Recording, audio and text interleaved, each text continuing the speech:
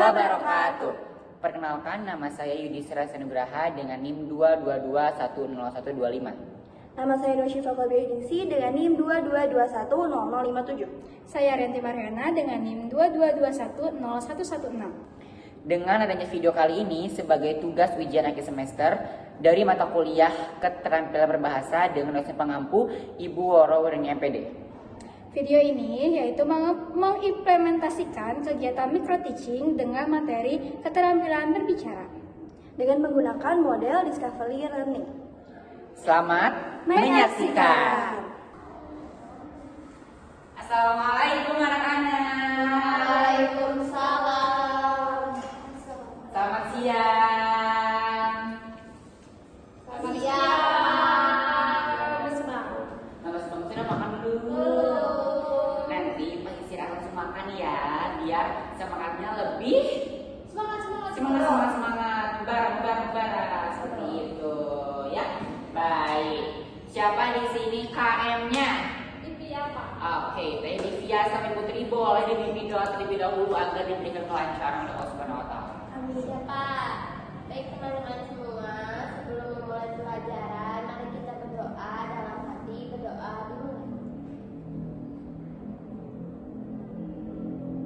Amin. Berdoa selesai. Baik, terima kasih Teh Divya. Siapa yang tidak hadir? Ada tidak? Ada. Ada. Ada Ali, ada Listia, ada Tanti. Kenapa? Anak itu keterangannya Ada kenapa? sakit. Oh, ya, sakit. semoga Semoga cepat diberikan sembuh ya. kesembuhan ya. Amin, amin ya rabbal alamin. Baik.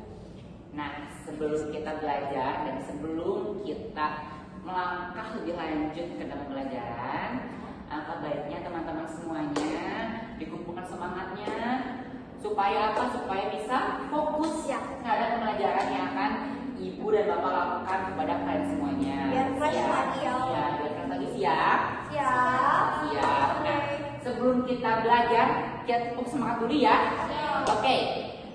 Tepuk semangat. Semangat.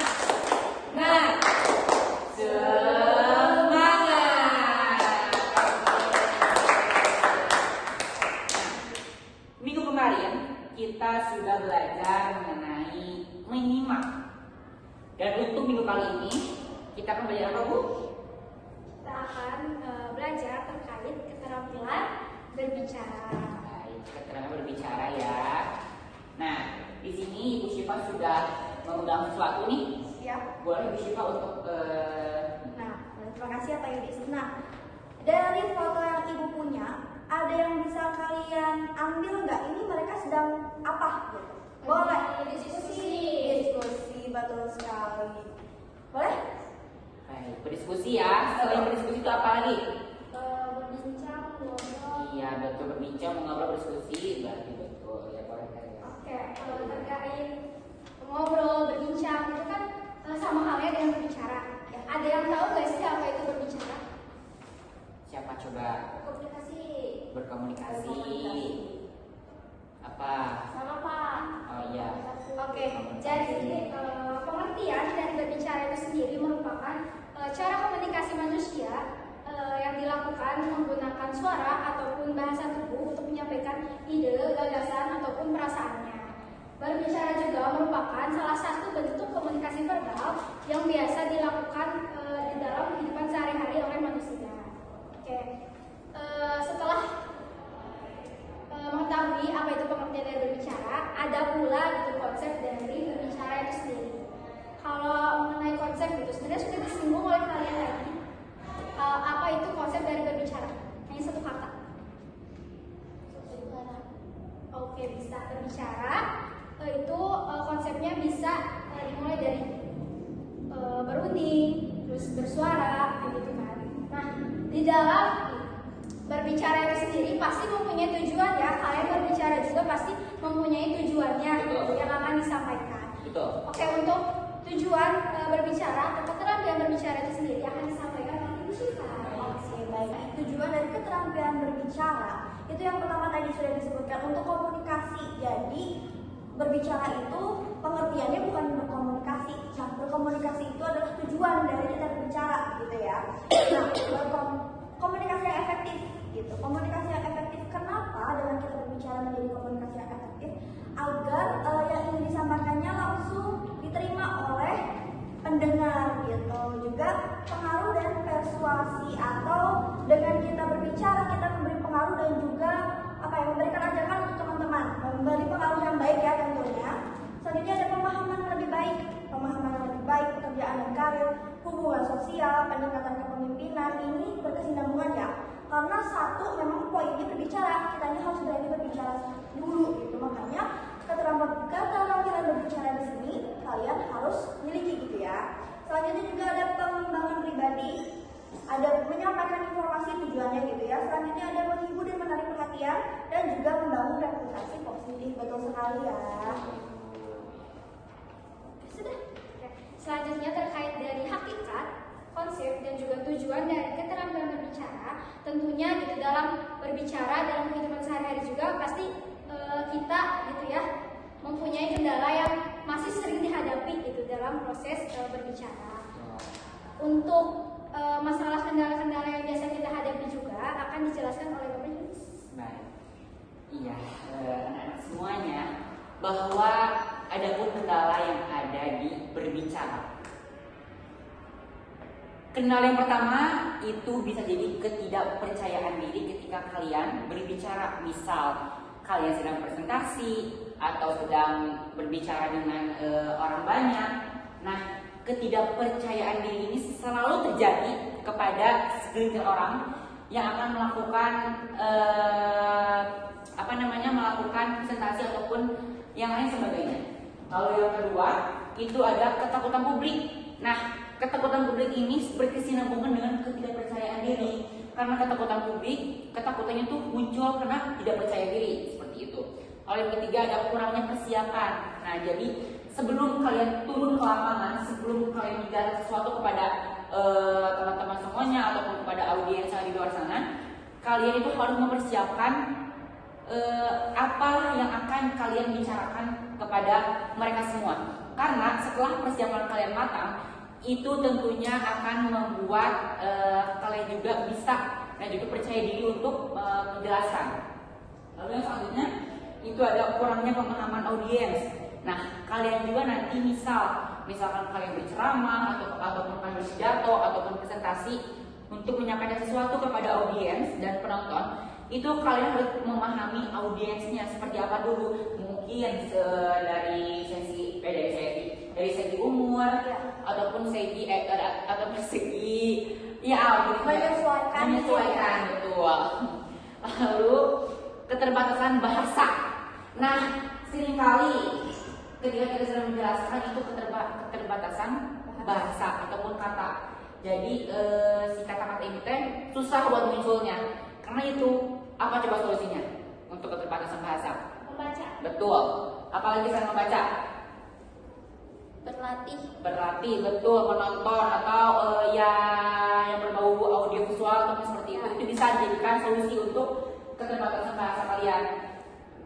Iya, yang selanjutnya banyak sebenarnya kendala ini. Bapak sebutin ya satu-satu. Jadi yang selanjutnya ada kurangnya pengalaman, terus gangguan komunikasi. Nah, komunikasi itu sangat penting ya Bu ya, untuk kalian berbicara kepada orang lain. Lalu ketidaknyamanan, ketidakmampuan mendengarkan ya.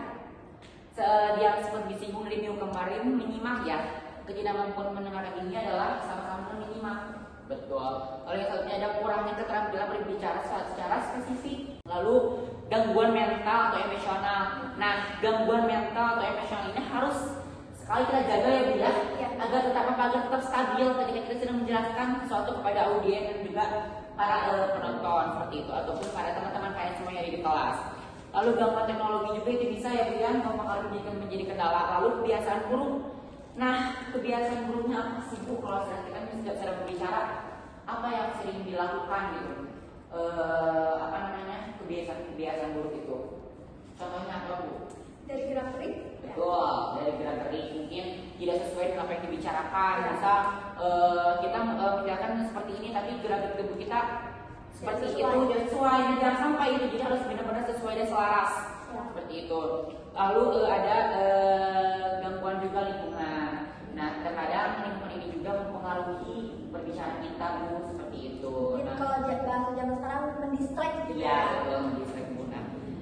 Ada yang bisa ditanyakan nih terlebih dahulu terkait kendala atau hakikat tujuan yang diberikan penjelasan oleh Ibu dan Bapak? Saya mau tanya Pak. Boleh. Kan tadi disebutin kendala-kendala. Iya betul. Nah, tapi gimana sih solusinya biar kita tuh kalau berbicara di hadapan banyak orang bisa lancar tanpa ada grogi-grogi? Iya baik. Berarti disinggung dari ketidakpercayaan diri mungkin ya, karena sama kata-kata guru juga kayak gitu. Nah solusinya kalian harus terus menerus berlatih. Berlatih apa? Berlatih agar bicara kita jelas, terus bisa dipahami oleh semua orang. Lalu bagaimana supaya kita tidak grogi? Kita harus menguasai audiens atau memahami audiens. Dengan siapa kita berbicara Ya, dan apa yang akan kita bicarakan. Betul. Jikalau kita tahu nih apa yang akan kita bicarakan kepada audiens, tentunya juga nanti ke audiens juga memahami ya. Jangan memahami dan misalnya ada yang bertanya, ada pun yang ini, kita juga memahami ya. Ya karena kita sudah menguasai si materi itu yang disampaikan kepada audiens seperti itu. Ya, mungkin bagaimana caranya? Sebenarnya tadi kan sudah menyinggung itu dengan berlatih, banyak membaca, banyak mendengarkan juga yang berbau visual. Dengan kalian mempersiapkan diri kalian sendiri, sebenarnya baik itu mau di dalam halayak umum atau untuk diri kalian sendiri berkomunikasi dengan rekan-rekan, itu sebenarnya sudah menjadi salah satu hal yang bisa disebut sebagai latihan mungkin ya. Karena secara tidak langsung juga seperti sekarang kalian bertanya, itu kan juga mengeluarkan suara ya, itu juga termasuk berbicara. Jadi lebih aktif, jangan takut salah gitu ya, jangan takut pandangan negatif dari orang lain, karena kalau kita tidak mencoba kita tidak akan tahu benar atau tidak yang kita lakukan. Ya.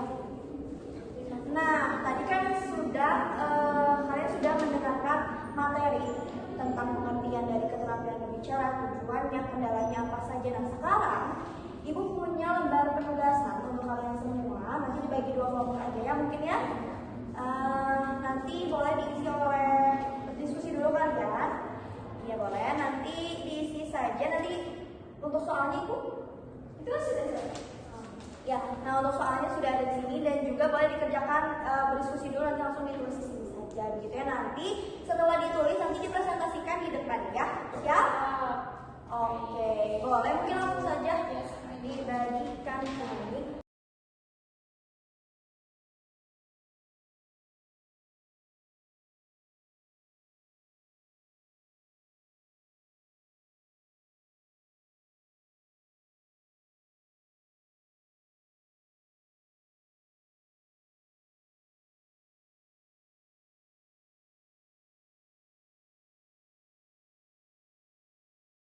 Nah, tadi diberi tugas oleh Ibu Syifa untuk mengisi lembar jawaban secara berdiskusi dan juga berkelompok. Dibagi 2 kelompok kan? Nah, boleh nih. Kelompok 1 mana? Kelompok 1. Silakan untuk membacakan hasil diskusinya perwakilan masyarakat. Oke.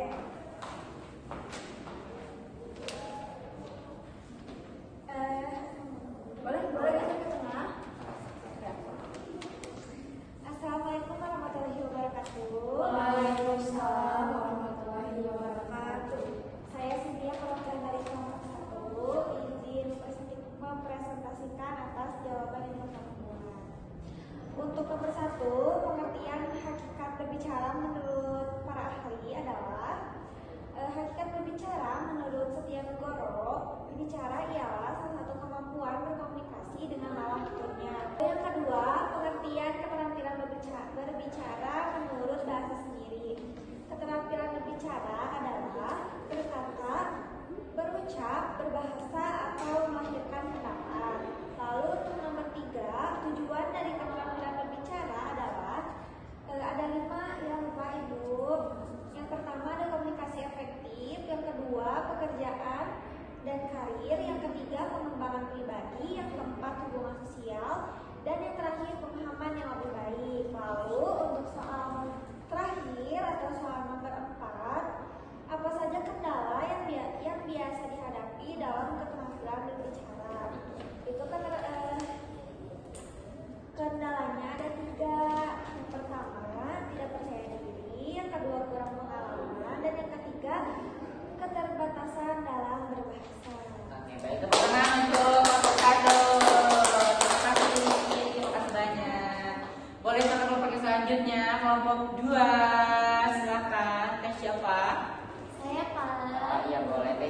ya ketua murid kita.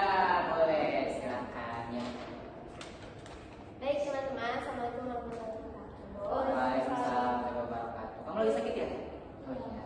Di sini saya akan mempresentasikan hasil dari diskusi saya bersama kelompok saya. Pertanyaan yang pertama yaitu jelaskan hakikat berbicara menurut satu ahli. Hakikat berbicara menurut Setio Negoro, berbicara ialah satu kemampuan berkomunikasi dengan lawan bicaranya. Yang kedua, keterampilan berbicara adalah berkata, bercakap, berbahasa, atau melahirkan pendapat. Yang ketiga, komunikasi efektif. Dua, pekerjaan dan karir. Tiga, pengembangan pribadi, hubungan sosial, dan pemahaman yang lebih baik. Lalu pertanyaan terakhir, ada tidak percaya diri, kurangnya pengalaman, dan yang ketiga yaitu keterbatasan. Terima kasih. Tepuk tangan. Oke, jadi dari dua kelompok tadi sudah betul jawabannya. Mungkin bisa lebih dilengkapi saja mungkin ya, karena tadi baru dari satu itu ya, dari satu ahli keterampilannya, pengertian dari keterampilan berbicara ini. Sebenarnya banyak ya ahli-ahli yang berpendapat bahwa keterampilan berbicara itu ini loh itu loh, tapi dari tujuan dan kendala memang secara umum gitu ya, memang kurang lebih yang disebutkan oleh dua kelompok tadi.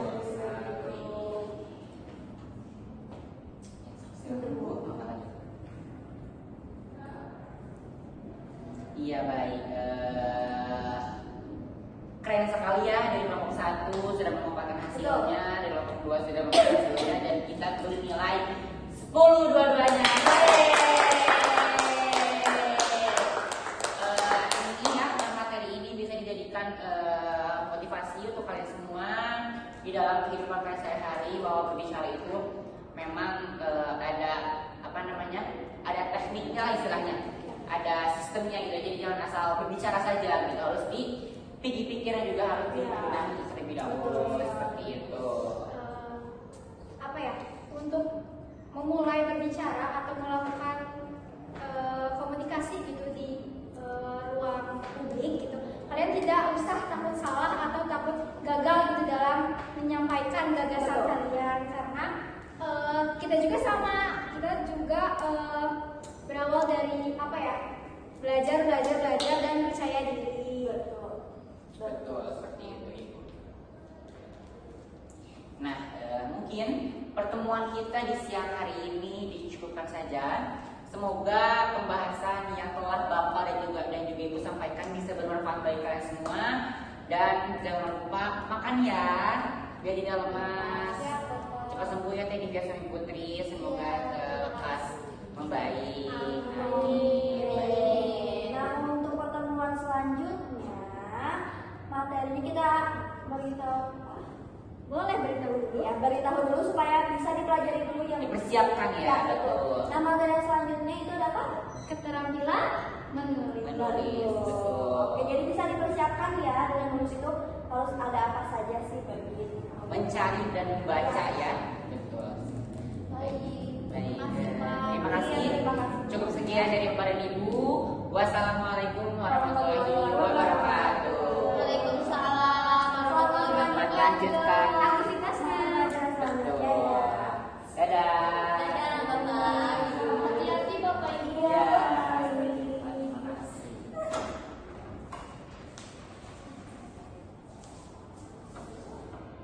Mungkin cukup sekian pengimplementasian dari micro teaching keterampilan berbahasa kelompok 5, yaitu saya Yudi Saresa Nugraha, Saya Nusyifa, saya Rianti. pamit undur diri. Wassalamualaikum warahmatullahi wabarakatuh. Terima kasih.